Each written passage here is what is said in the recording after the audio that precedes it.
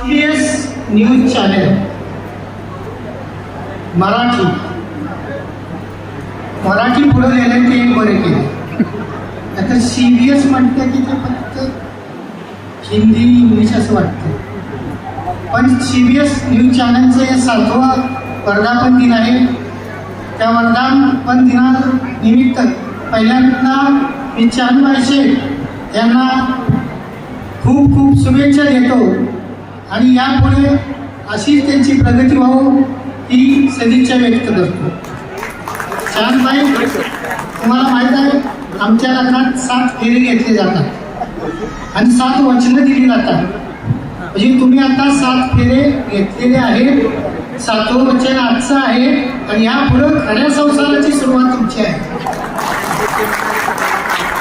त्यामुळे यापुढे तुम्ही अशीच भरारी घ्या. हे उंच भरारी, अशीच भरारी तुम्ही वारंवार घेत राहा. असंच 25व्या वर्धापनासाठी मला निमंत्रित कराल अशी मी आशा बाळगतो. खरं तर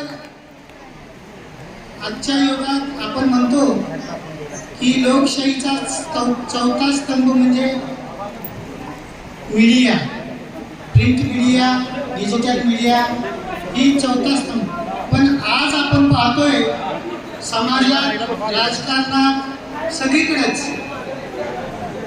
या 4 स्तंभापैकी चांदबाई सर या 4 स्तंभापैकी 3 स्तंभ फार डळमळीत झाले.